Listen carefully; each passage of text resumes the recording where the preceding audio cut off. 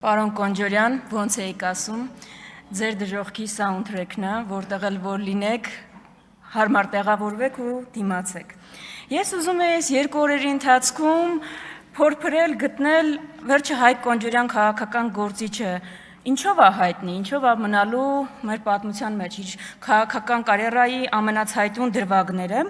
բացի տարբեր կուսակցություններ փոխելուց, Հայկ Կոնջորյանը առաջինը հայտնի դարձավ մեր հանրությանը, երբ որ այս ամբիոնից ասաց, որ Իրանը ավտորիտար կառավարում ունեցող երկիր է։ Հետո երևի շատ արագ հուշեցին իր ֆրակցիայի իր գործընկերները ինչ անիմաստ հայտարարություն է արվել, դրա համար Կոնջորյանը ներողություն խնդրեց։ Կոնջորյանը 5 տարիների ընթացքում ընդդիմությանը ամենաշատ ու ամենասուր պիտակավորած քաղաքական գործիչն է եւ երևի դրա համար էլ արժանացել է այս առաջխաղացմանը, դե ՔՊԻ-ի արժանամակարգին համապատասխան քաղաքական հակառակորդներին որքան թիրախավորում ու վիրավորում ես, կապ չունի այլ ինչ արժանիք ունես ընդհանրապես։ Բայց Կոնջորյանը մեր հանրությանը ավելի հայտնի դարձավ իր ընտանիքի անդամների եւ իր տան պատմությունով։ Իմ գործընկերները շատ խոսեցին Հայփոստի պատմության մասին, որը իրականում աբսուրդ է եւ իսկապես այդտեղ հարցը միակն է։ Եթե կինը չլիներ Հայկ Կոնջորյանի կինը, կզբաղեցներ այդ պաշտոնը, թե չէր զբաղեցնի։ Հայկ Կոնջորյանի տան պատմության մասին էլ շատ խոսվեց, 20 միլիոն դրամով ավելի էժան տուն գնել եւ եկամտահարկի հետ վերադարձի օրենքից օգտվել։ Եղբոր մի պատմության մասին շատ խոսվեց պարեկների ուղեկցությամբ քաղաքացուն հայելու, բայց ես ուզում եմ եղբոր Հայկ Կոնջորյանի եղբոր երկրորդ պատմության առեղծվածային պատմության մասին խոսել, որովհետև դա մի տեսակ անտեսված մնաց։ Օրինակ, սիրելի քաղաքացիներ, դուք գիտեք, որ մեր օրվա հերոսի եղբայրը, քաղաքացիական պայմանագիր խմբակցության ղեկավար Հայկ Կոնջորյանի եղբայր Ավետ Կոնջորյանը 25 թվականի հուլիսի 1-ին 1 տարով զրկվել է վարորդական իրավունքից, սակայն 3 ամիս անց Կոնջորյանը եղբայրը Հայկ Կոնջորյանի նորից հայտնվել է մեքենայի ղեկին, հայտնաբերվել պարեկների կողմից, նրա նկատմամբ հարուցել է քրեական վարույթ։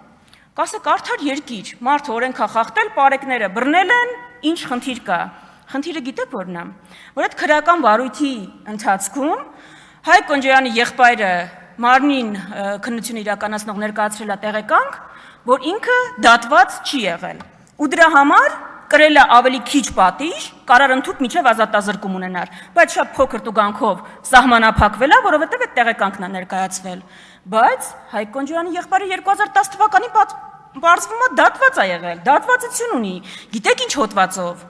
խարդախության, ու եթե մենք ձեր մակարդակին լինենք, հիմա թալանչիից սկսած ինչ ասես իրանք ասեինք, բայց դա կապ չունի, 10 թվականին դատվել է խարդախության հոդվածով, այդ տեղեկանքը ՆԳՆ-ն չի տրամադրել վարույթն իրականացնող մարմնին, արդյունքում Հայկ Կոնջորյանի եղբայրը ստացել է շատ ավելի քիչ պատիժ։ Ես հարց ունեմ Հայկ Կոնջորյանին, որը ինձ թվաց Հայկ Կոնջորյանն է, Հայկ Կոնջորյանին, ով ասում էր, որ մենք տեսել ենք ինչպես են խնամիները, ծանոթները, վարորդները, վարորդի սիրուհիները հանրային բարիքից օգտվում ու բանանում, չարաշահում պաշտոնական դիրքը։ Եթե Ավետ Կոնջորյանը չլիներ Հայկ Կոնջորյանի եղբայրը,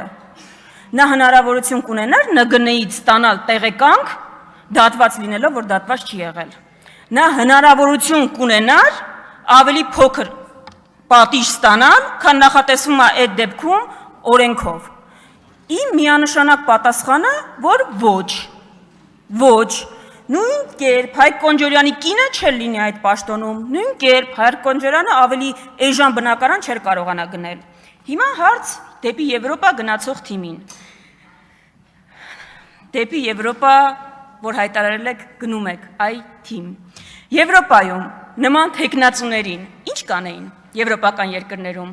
առաջ կմղեին, թե թեկնածությունը հետ կկանչեին, ինչ կանեին, այսքան սկանդալների կենտրոնում հայտնված որևէ թեկնածուի, եթե չգիտեք հարցի պատասխանը, հետ կկանչեին, դուք առաջ եք մղում,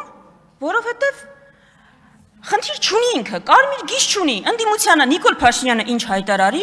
Հայկ Կոնջորյանը կբացի Աճարյանի բառարանը, կգտնի մի բառ, որ քիչ է օգտագործվել, կգա այստեղից ելույթ կունենա, որ տպավորիչ վերնագիր ստանա։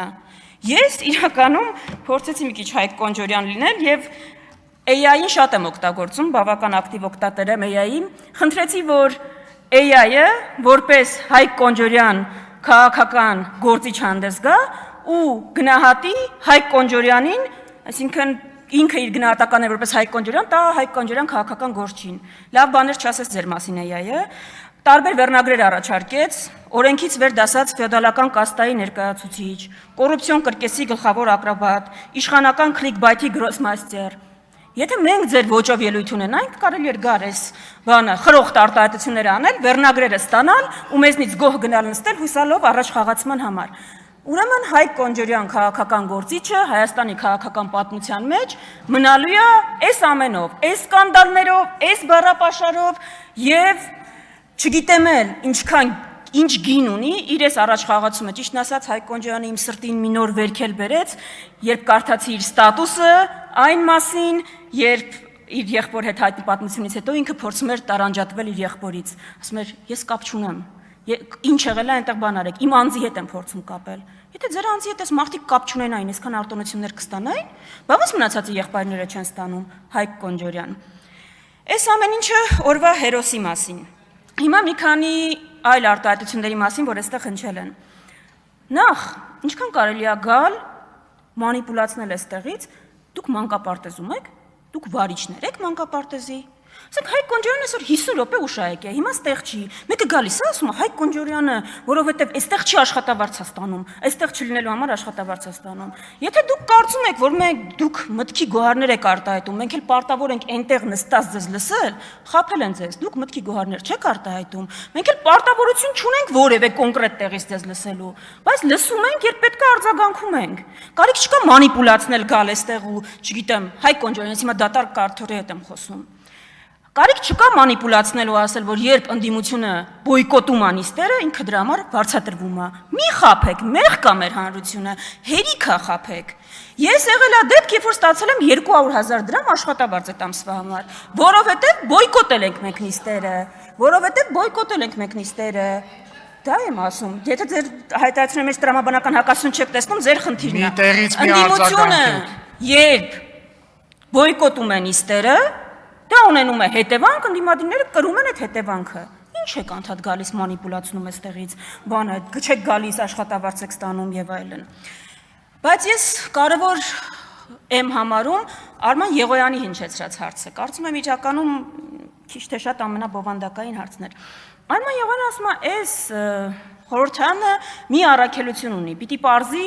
ինչքանով կարող է Ռուսաստանի Դաշնությունը միջամտել մեր ներքին գործերին։ Ազդեցություն ունենալ, մոտավորապես էությունը դա էր։ Հիմա, լավ, ես պատասխանում եմ ձեր հարցին, ձեր ուղիղ մեջ բերումը կասեք։ Ո՞նց է ձեր համար այս պատասխանը, Արման Եղոյան։ Ռուսաստանի Դաշնությունը, ԱՄՆ-ն, Եմեն, Չինաստանը, Ճապոնիան նույն չափ կարող են միջամտել մեր ներքին գործերին, նույն ազդեցությունը կարող են ունենալ մեր ներքին կյանքում։ Այսինքն, ավելի լավ է նախ չմիջամտեն մեր ներքին գործերին, բայց քանի որ ազդեցությունը բացառել անհնար է, այդ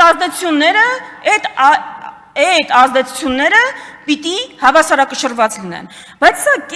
կեղծ դիլեմա է, գիտեք։ Ես առաջարկում եմ իրական դիլեմային անդրադառնալ։ Դուք Տիգրան հարցին չեք կարողանում պատասխանել, շատ պարզ, վերջը Տիգրան Հայաստանի Հանրապետության տարածքում է, թե չէ, մենք ասում ենք կարեք այդ պարզ նախադասությունը ասեք, բայց երկրորդ հարցին կարեք պատասխանեք,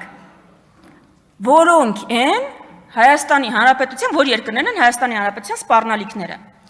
Դա ամրագրված է Հայաստանի Հանրապետության ազգային անվտանգության ռազմավարությունում։ Մեր կոնցեպտը շատ պարզ է։ Ասում ենք, սիրելի ժողովուրդ, եկեք ֆիքսենք, որ երկրներն են մեր սպառնալիքները, եւ դա Ադրբեջանը եւ Թուրքիան են, մնացած երկրները կարող են լինել մեր պոտենցիալ դաշնակիցները։ Դուք ասում եք, եկեք սպառնալիքին սպառնալիք չանվանենք, դրանով սպառնալիքը կդադարի սպառնալիք լինել, ու եկեք թշնամիներ ման գանք, որտեղ կարող ենք։ Ունենք բարեկամական հարաբերություններ, բայց ինչի՞ է մեզ պետք բարեկամական հարաբերություններ։ Այդ դեպքում մենք չենք կարող այս ամբիոնից կանգնենք, ասենք մենք մենակ ենք աշխարհում։ Այդ զոհի կարգավիճակի մեջ չենք կարող մտնենք։ Եկեք փչացնենք այդ բարեկամական հարաբերությունները։ Եկեք անենք անպատասխանատու հայտարարություններ, որի հետևանքները մեր քաղաքացիները կկրեն։ Մենք դեմ ենք դրան։ Դրա համար սլաբո, եկեք ֆիքսենք սպառնալիքները, մնացածի հետ բարեկամանանք։ չեմ ավարտել, չի ավարտել ժամանակը, վիշտապեք։ Կարող եք ֆիքսել սպառնալիքները, կարող եք գալ ասել, որոնք են մեր երկրին սպառնալիք հանդիսացող երկրները։ Շնորհակալություն։